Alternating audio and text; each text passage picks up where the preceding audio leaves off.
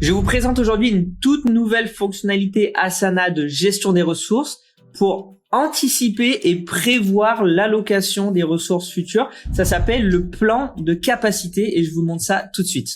Ce plan de capacité, où est-ce qu'il se situe? Il se situe dans la fonctionnalité rapport. Ici, vous ouvrez les rapports et vous avez dans créer ici, plan de capacité nouveau, prévoir des effectifs pour les projets.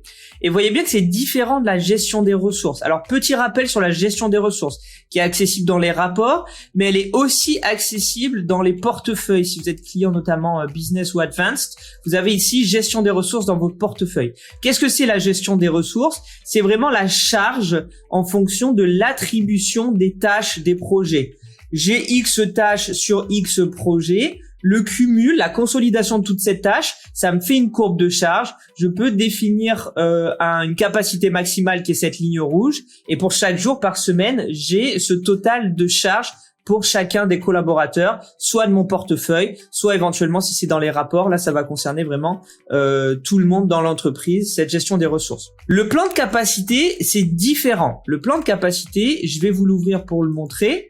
À la différence de la gestion des ressources qui est liée au projet, aux tâches, le plan de capacité permet d'allouer des ressources sur des projets entiers et sur de longues périodes en utilisant soit des pourcentages, soit on pourra aussi définir ici de choisir plutôt sur des durées.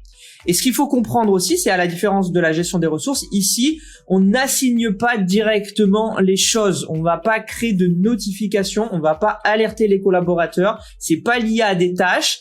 C'est lié à des vrais projets ici qu'on vient choisir, mais entre guillemets créer ici des blocs de ressources et d'allocation de ressources, ça va pas impacter directement les projets. Donc c'est plus une logique un petit peu widget.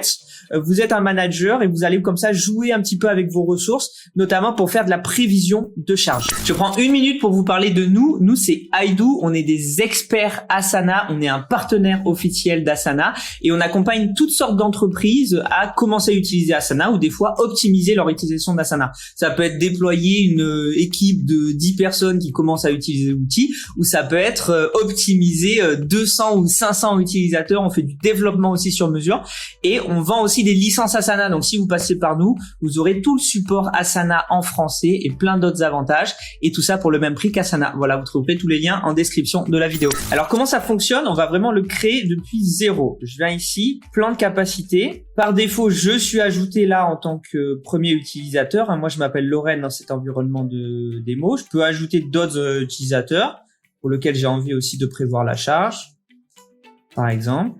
Voilà. Et on voit maintenant qu'il faut leur ajouter ici des projets qu'on va utiliser, des vrais projets pour faire cette simulation. Donc, par exemple, ici, le projet Salon Paris, sur lequel travaille aussi éventuellement Larry. Le projet Salon Lyon, sur lequel travaille aussi par exemple Cheryl, et un autre projet Salon Lille par exemple. Donc tous ces projets-là, ils viennent en face avec ces petits blocs.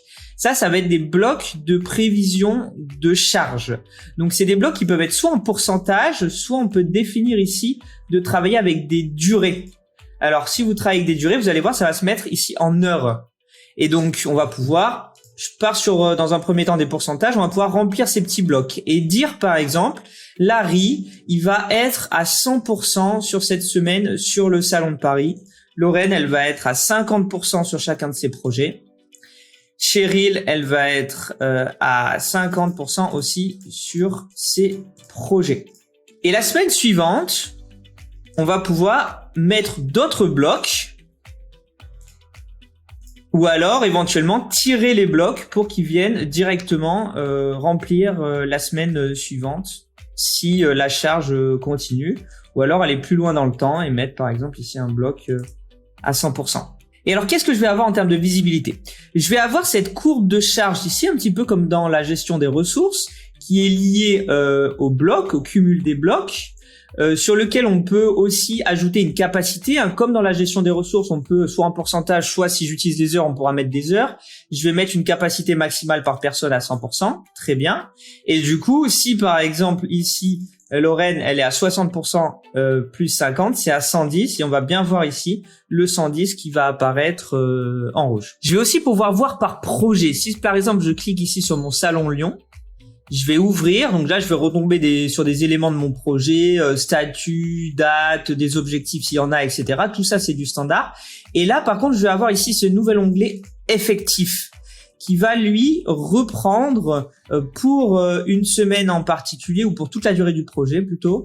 Il va reprendre ici les différentes allocations de ressources. Et donc vous vous retrouvez avec un outil comme ça qui est très flexible, qui est pas directement connecté aux tâches, qui va pas notifier les personnes, mais avec lequel vous pouvez vraiment jongler pour faire de la gestion des ressources. Vous avez plein d'options, donc vous pouvez évidemment renommer, ajouter une description sur votre plan, afficher ou pas les valeurs, zoomer sur différents niveaux de zoom pour avoir des totals en mois, capacité mensuelle ou capacité hebdomadaire par exemple, filtrer pour montrer certaines personnes uniquement que vous avez ajoutées à vos projets, et comme je le disais, donc choisir soit en heures, soit en pourcentage l'allocation des ressources. Ce plan de capacité, vous pouvez également l'ajouter à vos favoris. Il viendra se mettre ici dans les favoris en haut de votre liste de favoris.